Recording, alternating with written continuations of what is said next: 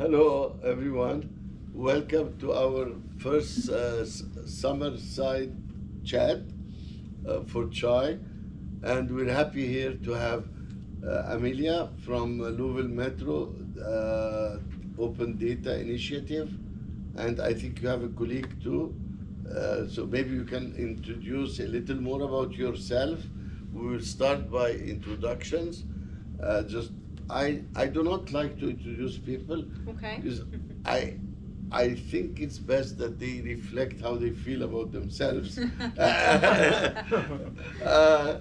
and gives us a little better feeling about you and your role. We'll start with this. Just let's get started with this. You're welcome to introduce your colleague too if you want to.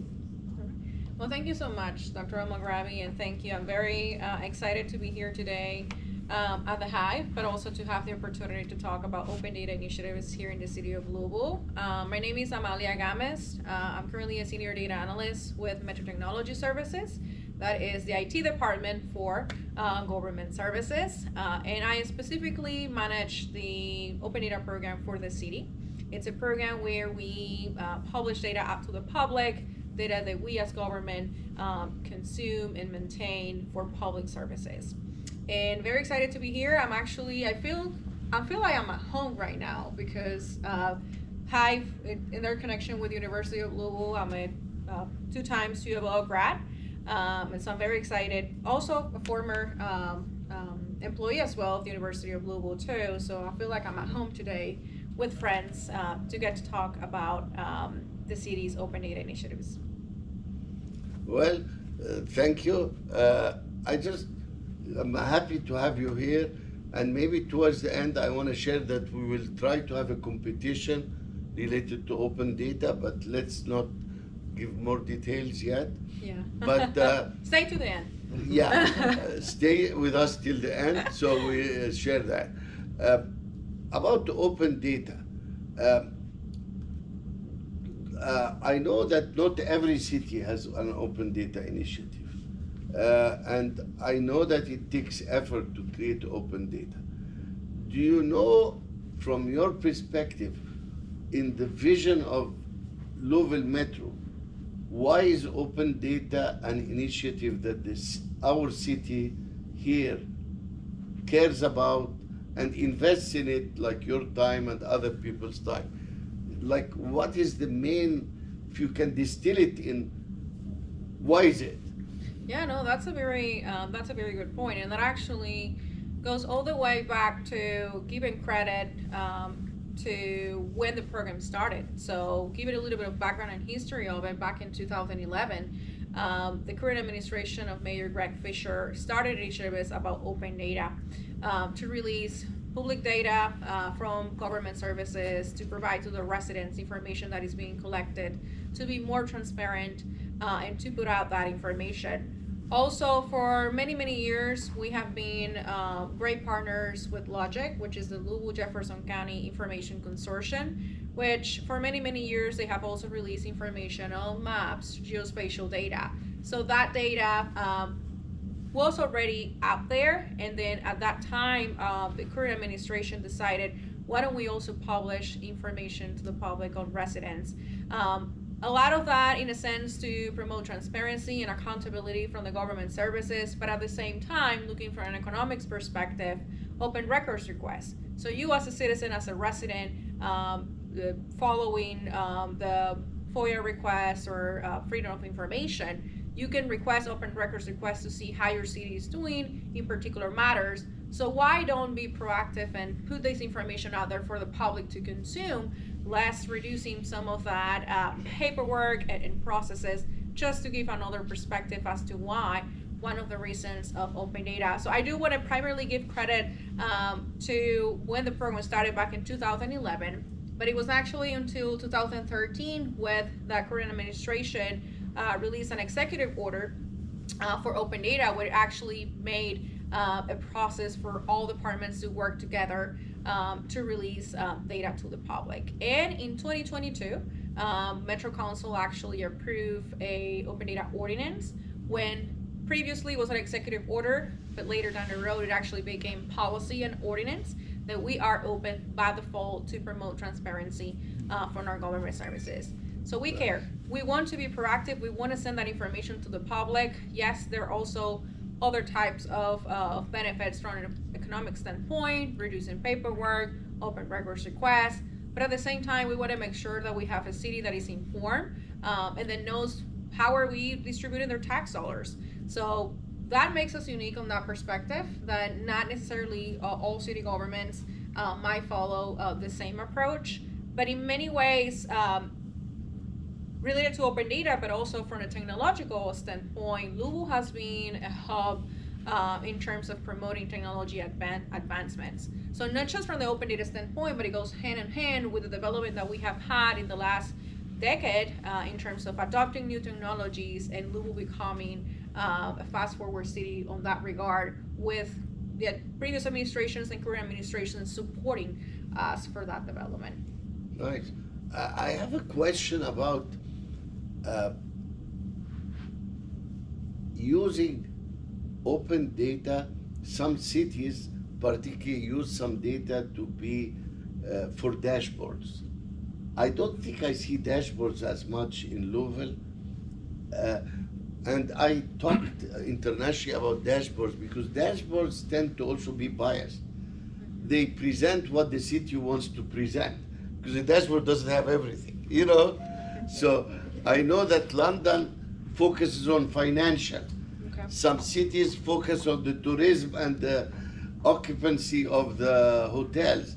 Does this thought ever have been discussed? It's questions out, obviously, No. out of the box. You know? No, that's a very good question, and you make very valid points. I think going back to the concept of what open data is. So open data is data that is out to the public that needs to be on a machine readable format. Essentially raw data for people to consume and analyze and get to tell the stories, right? Yeah. So going back to that same concept of open data, the purpose is to be able to provide for any kind of user, whether it's a non-technical or a technical user, the ability to look at the data and make out their own conclusions, tell their own stories. Now, I think if we go back to dashboards and we think about for a minute about the involvement of analytics across the last few years, dashboards and reports, and specifically with the development of great tools and big partners like Microsoft developing tools like Power BI, we have Tableau, or we have Google Analytics, right, from the Google standpoint. Dashboards and reports have become a way to get to tell the story easier.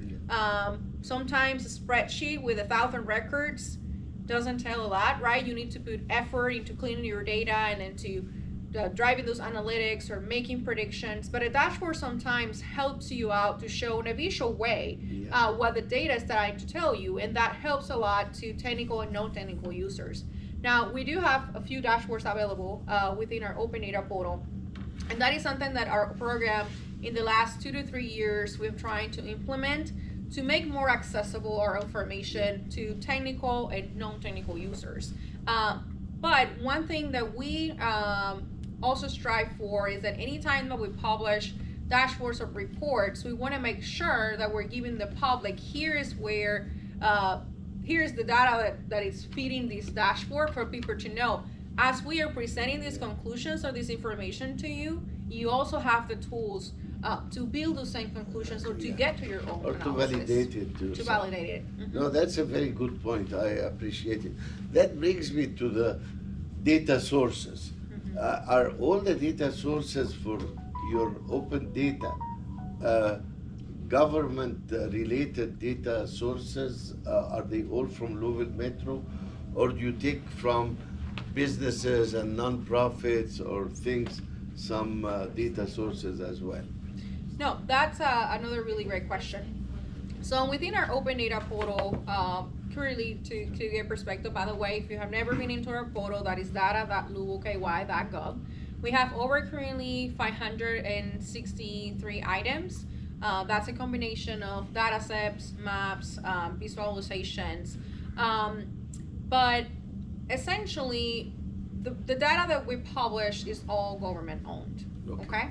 But we are in a relationship with Logic, as I mentioned earlier, the Information Consortium, and we do a partnership where we have departmental data coming from Louisville Metro, but also specific data that Logic as a consortium manages. And Logic, to my understanding, works mainly with water company, electric, MSD, all these.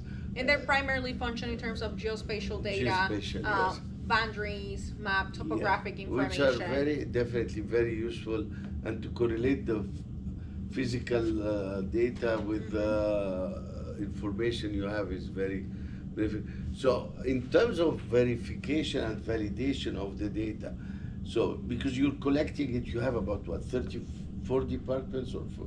So we got 42 departments. 42 40, yeah. Okay, so is it all managed like as a federated data where everyone manages their own data?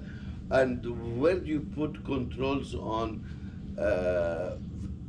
quality? Or because not every department maybe is as savvy as your department.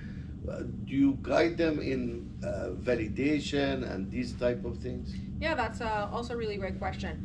So, and in terms of city government, I do want to explain too that there's a lot of empowerment within our departments. There's a lot of independency. Imagine for a second, think about your big departments within the city: health and wellness, fire department, Louisville Metro Police. How much the revenue commission getting our citizens the taxes from our residents. When you think for a minute, those are agencies that are going to have different kind of data collection processes, different type of cities that support the services that they offer. So from that standpoint, they work individually, independently on the way that that they collect and then they provide their services. However, we within our Metro Technologies department, being the IT department and the data team, we provide services to them in terms of support on specific data tasks, whether that is data extraction, data visualization, data cleaning, data quality. We also have a data governance program where we meet periodically with our agencies to see how they're doing and what kind of support we can provide, whether that is through training. We also have the open data policy. So within open data policy and a data policy as well within our department that all of Metro agencies need to follow. But they are itself very empowered and they work within the departments with our support. They are data analysts within departments as well.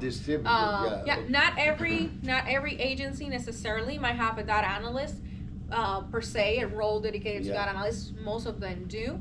But those who don't have necessarily data analysts appointed, they do have people who are responsible to managing the data and work with us for any kind of services. And you're right, we have agencies that manage large volumes of data and gonna have several systems versus other agencies that their services are not as large and therefore. Because the challenge is always when you have many different areas. And how about, do you coordinate with these agencies about the rate or the timing, how frequent?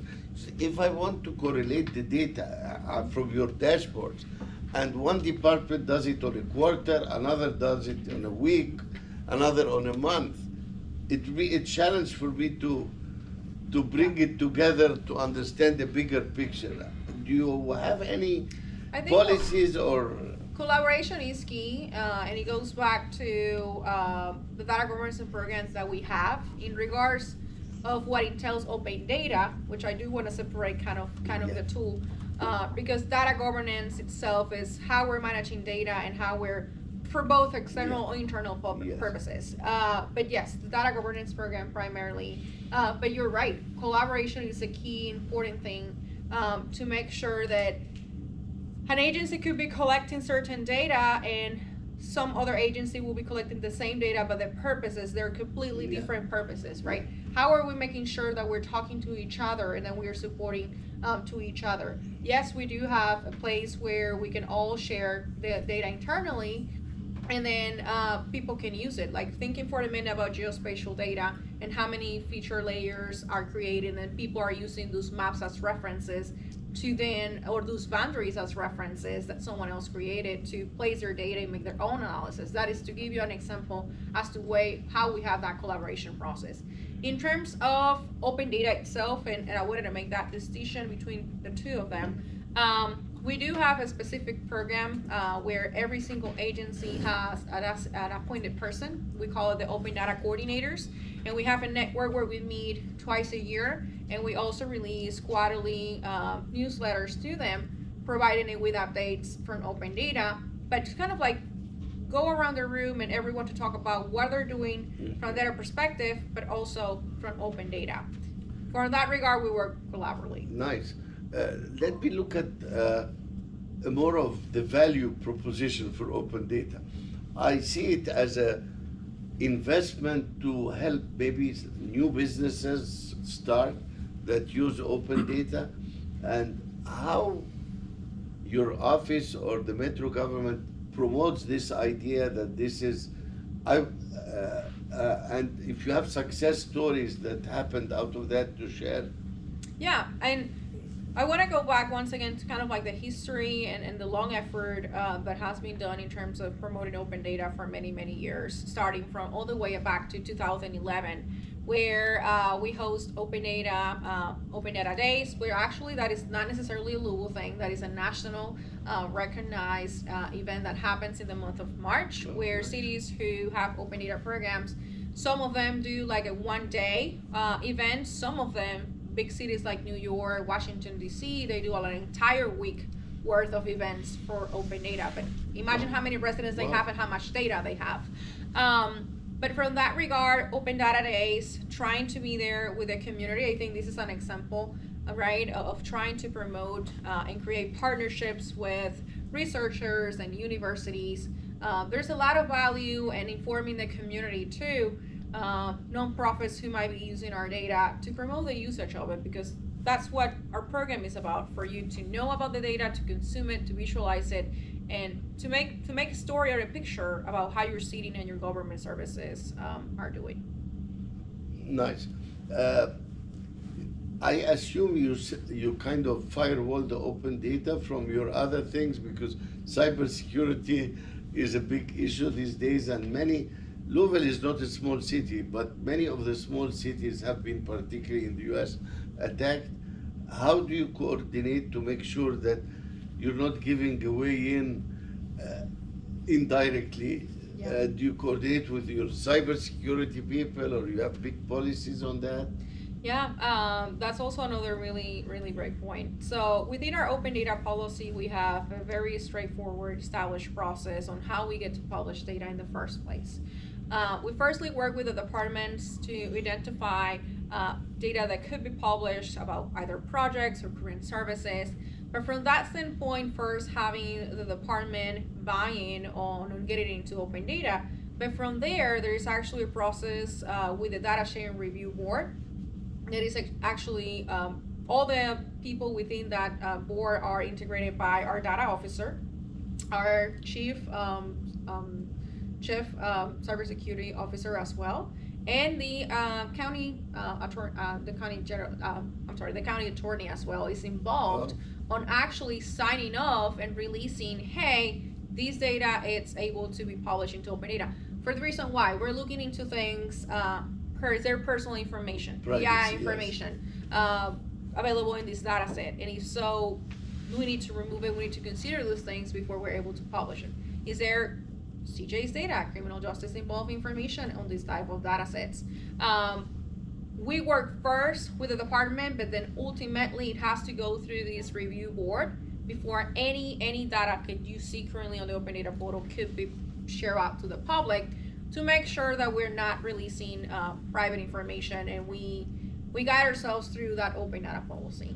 That sounds very good, because privacy obviously was my next question, but you already addressed it.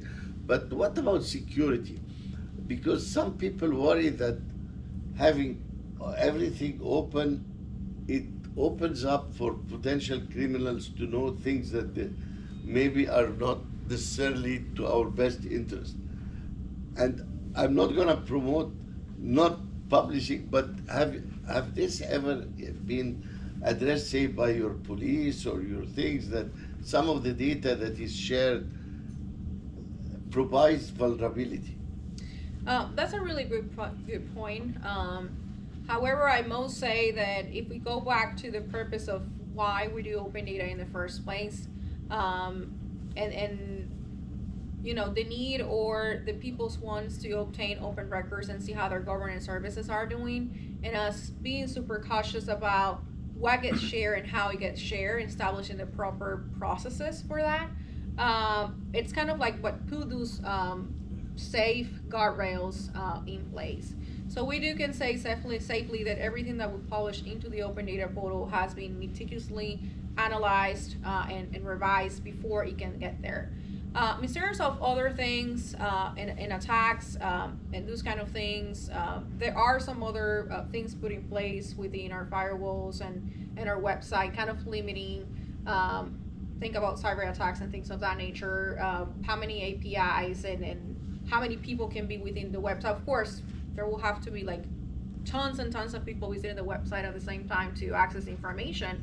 But then we limit and have those kind of things in place as well.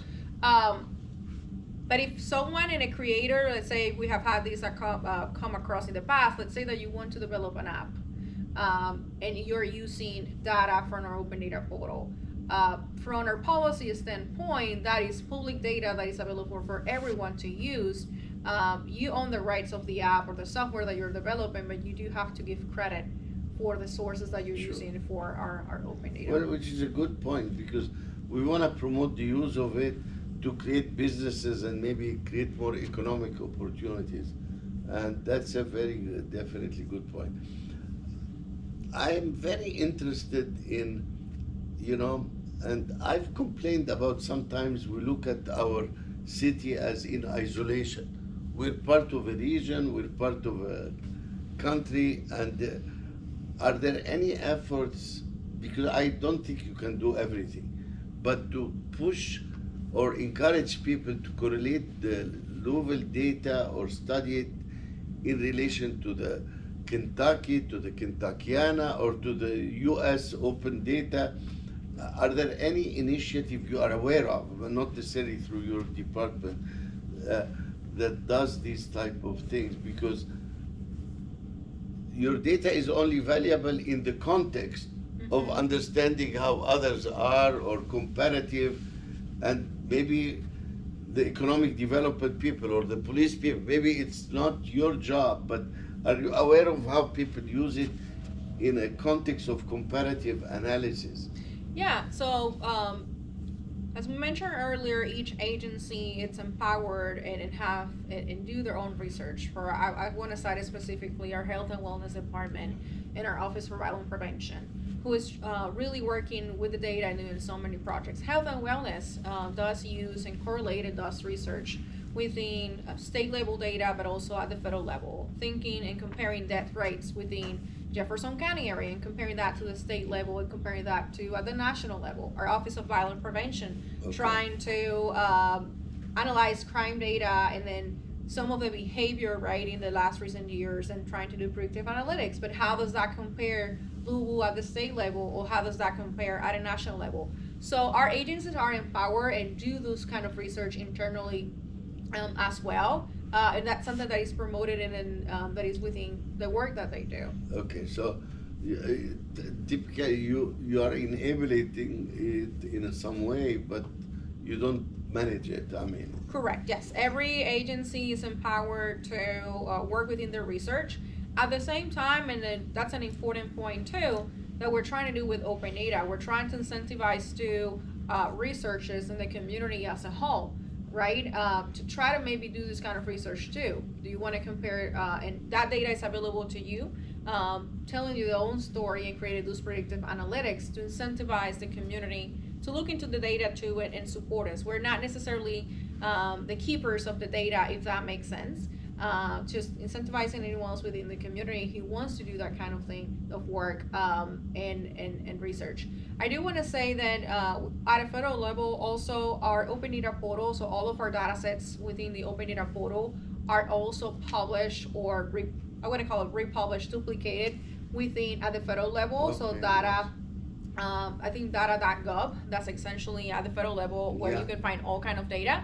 And the city of Louisville is part of that website as Okay, well. so that's a good point that I wasn't aware of. So they kind of feed to that. That's how they get. So every single okay. data set information that is on our portal gets also shared with And data.gov. that's typical for most cities who have data that to be part of that, or is it an I will think so. opt-in? They Is it do an reach, opt-in? yeah, they do reach out to cities that have open data programs, and then they establish this partnership with us to get that Okay. published. That's a good point that I definitely am interested to look in. Okay, let's move forward to now with all this data. I mean, and everyone is talking about data, and AI is now data centric, and Louisville is progressive that we have a chief AI officer. How is this enabling the chief AI officer or others to use the AI now to leverage all this data you have, maybe with things we don't understand as directly humans, that the AI may make use of Make it? it easier. Yeah. Are you partnering within or with outside agencies in things to leverage this immense data that you put the effort in coordinating with AI? Yeah, accessibility is a huge component of our open data program and trying to reach as many people as possible. And most certainly, AI is now a way to be able to reach out to non-technical users who in the past, right, might not be able or might not have used open data or analyzing raw data. So we want to make sure that we're made accessible and we're getting to every single kind of user. AI can give us the opportunity to get there. So yes, to answer your question, yes. Now with the new AI office, our chief AI office who was hired in a new AI office within Louisville Metro, we are all looking into ways on how can we implement AI to be more efficient, but to make our services and information more accessible to the public. And open data is not, it's also part of those conversations. Now, in terms of the open data portal itself, we're looking into our vendors. So open data is hosted through RGS Online. For those of you, RGS Online, it's a tool primarily used for geospatial data mapping, but have also expanded, and many cities who own and have open data programs utilize RGS Online Hub as their main platform or website to share out information and to share out data. RGS Online Hub has been looking into ways to integrate AI, specifically an AI chatbot within open data portals to be released and to be able to provide in normal language just information about the data sets that they're having. Now, in terms of the vetting process of that, currently vendors are still in beta processes for a lot of those AI tools to be implemented. But ultimately, it will be a process to be approved by our newest AI office, whether it is through vendor capabilities or something that we develop more in-house per se. But yes, we are looking into a potential AI chatbot with our vendors currently who are developing. They're in the beta process right now, but we're testing it. We're having a testing. We're in that testing process, and we are playing around on feeding open data sets to the AI and then asking questions, right, and providing feedback. So stay tuned for that. Maybe here in the next few months or maybe a year or so, that might be a tool that becomes available in the open data portal. Oh, thank you. By the way, just on a personal level, today was my first time to have a positive chatbot experience. Seriously. It's the first time I had a voice chatbot that it was smart. It was more. It figured out what I said and what I wanted, looked up my information, confirmed it, and said, yes, so I understand you want to do this. I will leave a note with your record about it. Wow. I mean, it was unbelievably, I like to test these things. So obviously the technologies are getting better of chatbots, voice activated chatbot in that case. Yeah. So, I mean, it immediately got my phone number, recognized who I am, and are you referring to that appointment? It was that, and believe it, it was a AC company, air conditioning. It Oh, was wow. not. Wow. It was not. It was not a big corporation. Yeah. I encourage you to pursue this. And test them. Absolutely. Yeah, Before because that I've seen very awful ones, even in very large corporations. So it just. And we have all types of data within our open data portal, structured, non-structured, right? Geospatial data, making sure that the AI is able to recognize and then to really understand what it's being told and the kind of questions too. So there's a lot of work to do in that regard. Testing primarily, but another point that maybe you might get into at some point as well is metadata.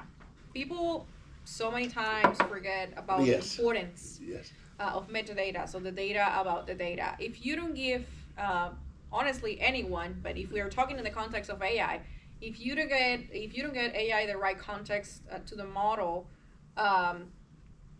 it's not going to draw the right conclusions, right? We have always heard about the phrase garbage in, garbage out. Besides your data, making sure that it's correct and sufficient metadata for the AI to understand what we're looking at. I was talking yesterday to our data officer, and he was giving me an example, and I think it's a kind of comical example.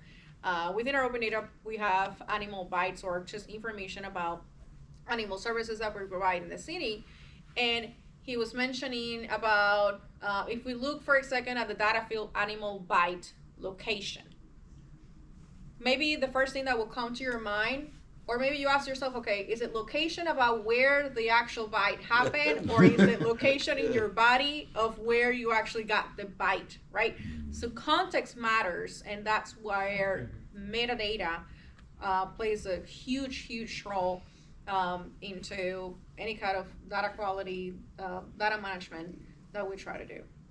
Yeah, that's a good point, because we always talk about context, and particularly in the natural language, context is important, is the semantic kind of relation, and it's a very important issue.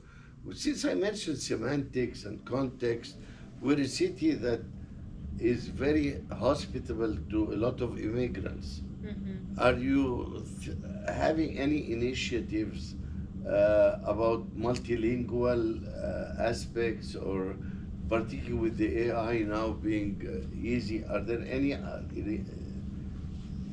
initiatives that relate you with this type of multilingual data or multilingual metadata? No, that's a really great question. Well, as a matter of fact, and this is a really cool feature that our platform, our website, our open data portal, if you didn't know, can actually be translatable into more than 100 languages. Wow.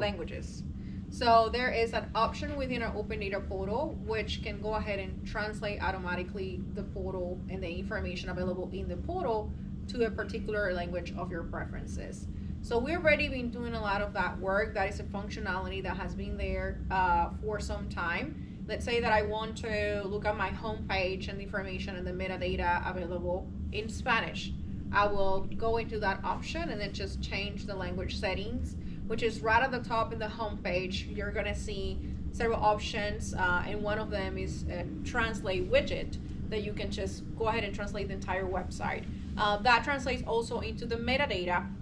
And maybe for some of you who have used our open data before, or if you have not, one of the cool things that our portal does is that you can view a preview of the data on a table format or on a map setting. If we do have geospatial data, we have addresses or location points, right? XYZ coordinates.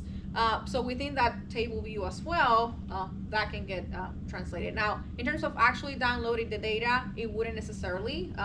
If you download the data, you will consume it in the original language. Yeah. However, within the platform itself, yes, you can use those multilingual resources.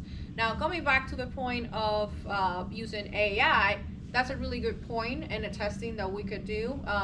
My assumption is that because the platform itself already offers those multilingual services, that will probably is going to translate into the AI as well. Well, I think it may be good. I mean, because it fits with what we are as a city. I know we became what, second to Miami in Cuban immigrants. That hits close to home. Yes, I'm Cuban, and yes, we're the second largest Cuban community now in the And US. I know at one time we were, even Mauritania, which is a small country, we were second in the country in Mauritania. We have a lot of Somalia. So we have a lot of multilingual people that maybe some things are, that's why I asked, you know. Okay, let's be a little more futuristic. What's your personal or reflecting on your department dream into the short term in terms of either its expansion, improvement, or initiatives that you can share? Yeah, thank you. So among the first things, and this is one of the reasons why we wanted to be here today, is to, be there out there in the community, whether that is partnering with universities or JCPS or nonprofit organizations that could talk and promote our open data services and our open data information that is out there to the public. That is an immediate type of objective to make sure that we're sometimes people will be surprised, and sometimes people don't know that there is open data, and that is information that we publish out there for them. That will be like an immediate type of objective or initiatives to make sure that we're reaching all kind of audiences. But at the same time, with the possibilities of AI, improving and making sure that we're able to reach technical and non-technical users. So things that will be coming up into the website are to-do videos, right? How to do videos, how to interact with the website. We're wanting to improve as well the bounce rate or the time that people spend within our website. We understand that many times it's easier to downloading data and consume it and analyze it separately, but there's so many tools that could be easily give you an answer within the portal itself through filtering strategies, filtering tools, or looking from a mapping visualization that could potentially give you some kind of answers instantly. And with the use of AI, that could even further improve. We always, every year we host Open Data Day, and that will continue to hold true in the month of March every year. This past year, we were able to do that in one of our public libraries, and that was a successful event where the community participated. But we want also the input of the community. We exist because of you, but we want to hear your voices as to, hey, this is what matters, and here's what I would like to see to be published within the open data portal, so that way we can get back to our departments and say, hey, this is what really people are caring about or wanting to know from our government services and that data to be released. So this is information and feedback that we're taking to improve and to kind of being there for the community.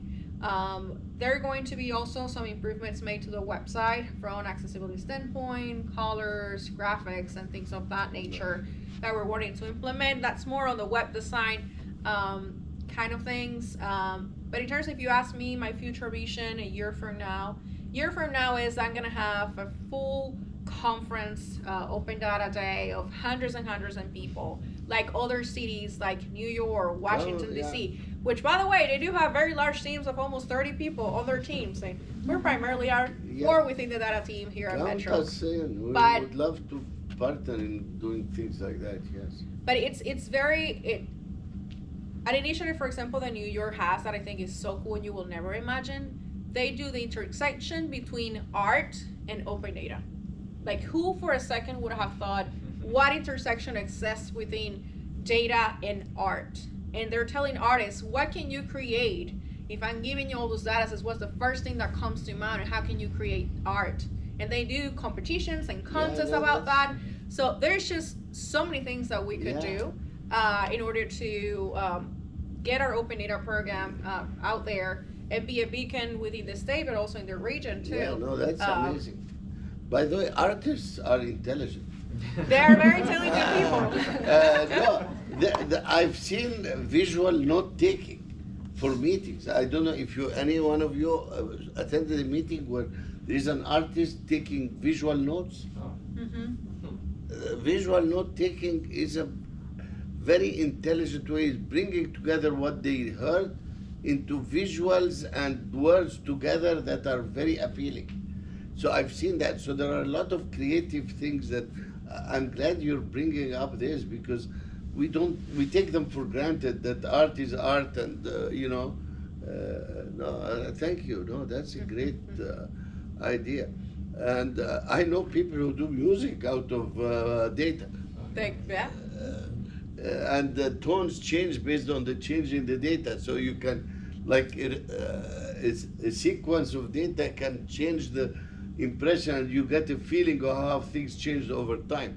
So I've seen things like that. So a lot of potential there. That's very imaginative. Mm-hmm. I mean, I know of it, but I didn't think of it. you know, No, and also you mentioned earlier about how can we promote businesses and economic development too. It's businesses using our data to make up decisions and to look at the landscape of the city or the county as to where to place a business compared to some other several factors around, right? So I think there's a lot of opportunities for a greater usage of our open data, and then to establish more partnerships with our program. But if you ask me, that will be one of my big dreams, Open Data Day, a huge conference level. Oh, that would be great. Mm-hmm. Let us maybe take a pause and allow people to ask questions, because I know you gave a lot of ideas, and we'll see if anybody here have questions. I have one question.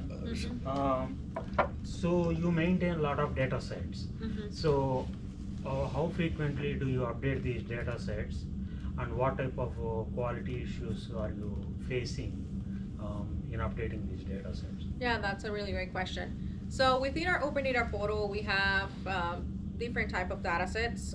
We have automated data sets that get updated on a frequently basis, whether that is on a daily basis, weekly, or monthly. We also have historical data out there, static data that might be related to a specific project that was done in a particular time frame, and that project information got published into the open data portal, and then at that point on time, that data no longer gets updated. But we do have information that gets updated regularly.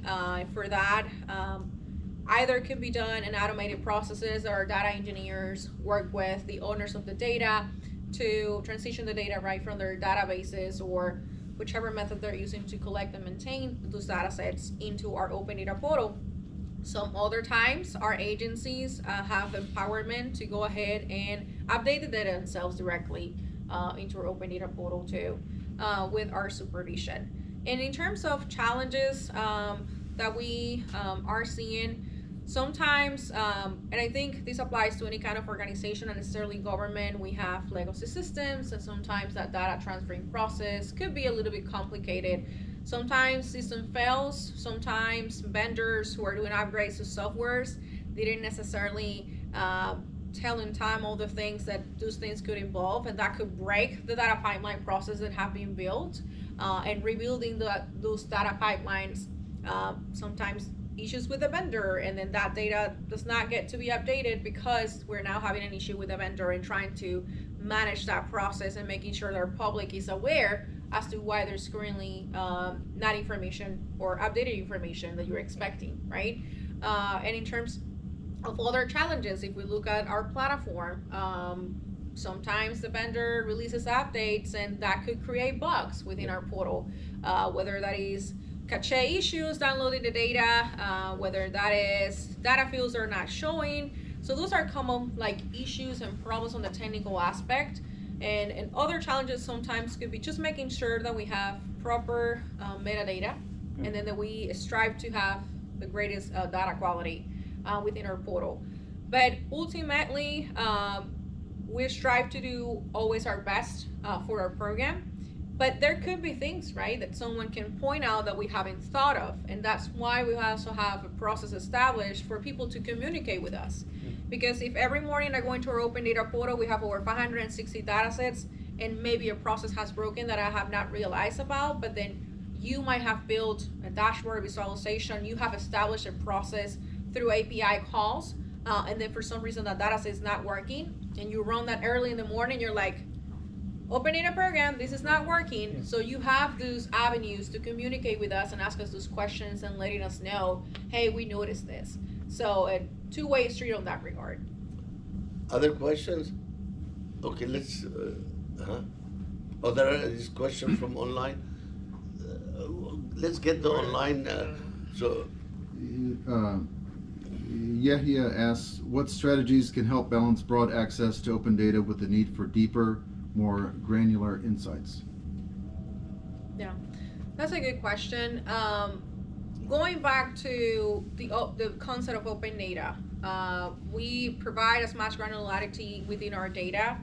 We raw data that people can consume and make their own analysis through. So trying to avoid aggregation of data. But in terms of more analysis, more insights, visualizations, trying to increase the number of dashboards and reports that we publish out into the open data portal, so that way all kind of users can look at dashboards and say, hey, I'm seeing this in a better picture now, right? We're encouraging our agencies too to tell their story in different ways. Those could be a strategy that can be done, and I also think that with the usage of AI and the support of AI, that could become a generalized tool that people can use for more analytical and information that can be more accessible. Thank you. We have a question. Does the city still use Acela? We do, yes, for 311. Okay, and my other point was NFTs. Mm-hmm. Now, NFTs is generated by mathematical technology like JavaScript and that kind of stuff.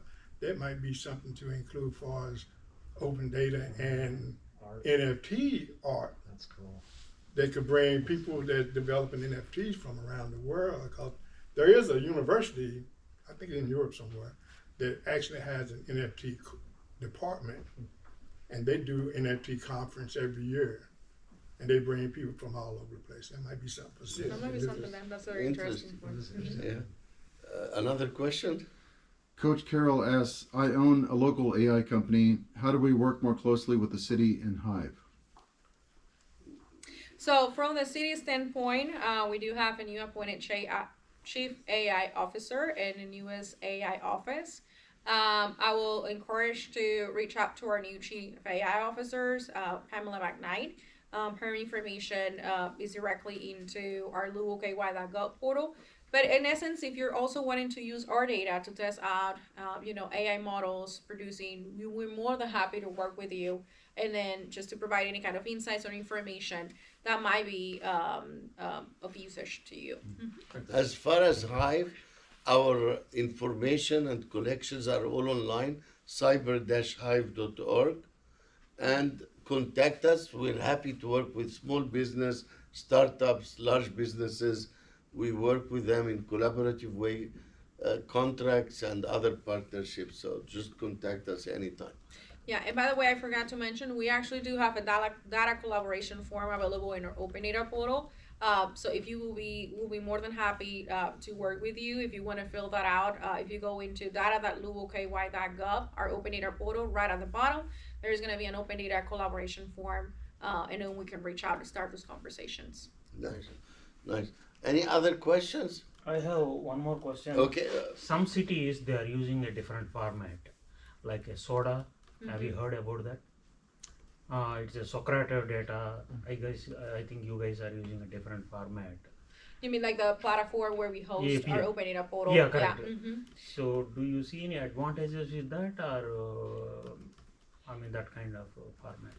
So that's a good question. The open data experience have evolved throughout the years. Back in 2016, we used to use a platform called DCAN, and then we transitioned into RGS Online Hub to be our main platform to host the open data portal. We do have a long-standing relationship with the Information Consortium that we have mentioned in the past, Logic. And S3 is a really great company that initially started with geospatial mapping, topography, but has evolved into analytics and open data portals. And I think currently the website that we have a platform that we have allows to share out the data, but also other added components too than maybe some other platforms. I think the enrichedness that geospatial data and data that can be mapped brings to the table as a clear, straightforward visualization that people can see with besides the data table view, brings so much value in terms of our platform. I have a question. It's probably ignorance on my part. Is part of open data like city council meetings or whatever laws of the city, or that's completely a separate portal? So Because it could be very good for LLMs and things to connect these things with some of the data. not currently from our open data portal precisely, but recordings of Metro Council meetings are available in our louisvilleky.gov website.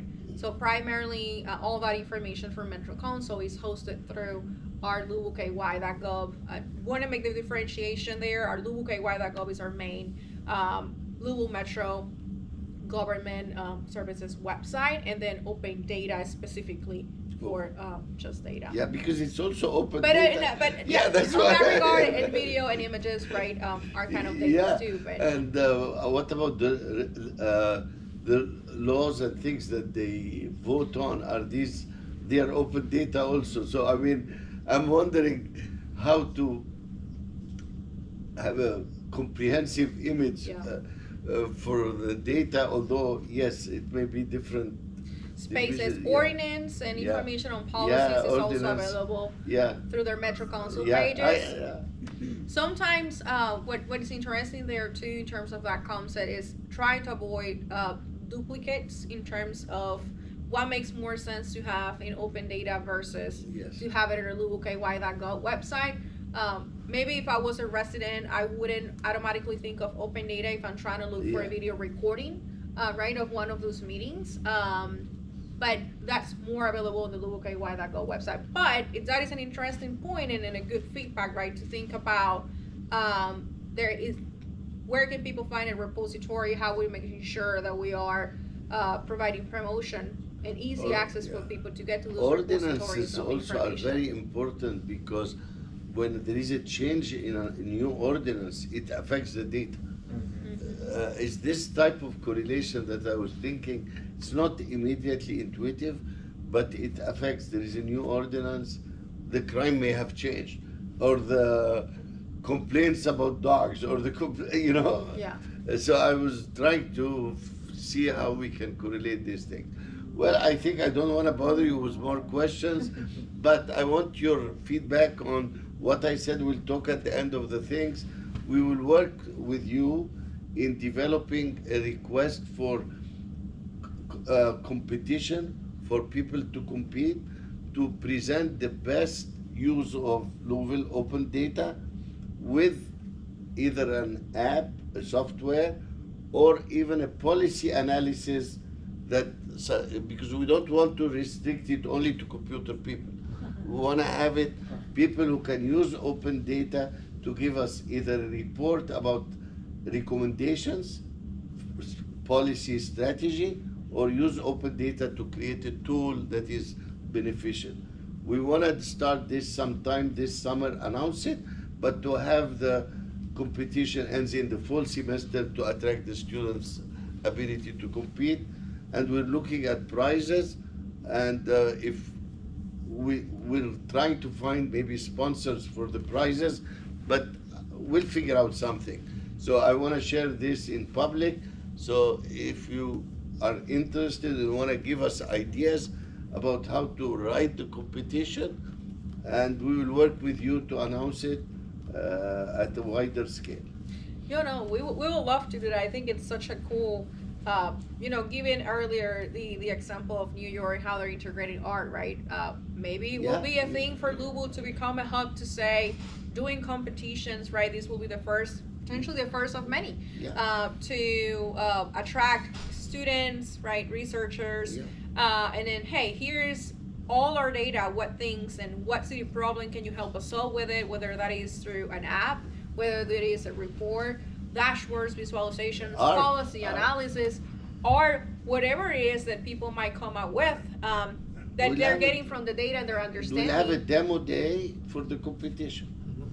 Yeah. That will be good, yeah. I think it's good for everyone. It's good for us to think and leverage the massive effort that you all do. Yeah. Because it's an effort. It's really, we appreciate it and we do think so. In closing, because we have 3 minutes, any more questions? Well, just is there a chatbot that's trained on the data for the public to a search? So not currently. We Okay. are exploring with our vendor, RGS Hub, on a potential tool to be, currently that is in beta process. So we are internally in a test environment, testing the capabilities of the AI chatbot and then kind of like analyzing and training it with our data sets. But we're looking into how can we release in the future a tool that can be used for the public. Okay. Well, thank you. Okay, and I know from other sources that there are interest in deploying a chatbot for some of your services in Metro. So, thank you. And for those of you who are here, we have the lunch is available. Those of you online, enjoy your lunch. And, Thank you so much. so Thank you, Dr. Magrabi. Thank you to all the staff Thank you here so much. at the Hive, and I appreciate everyone's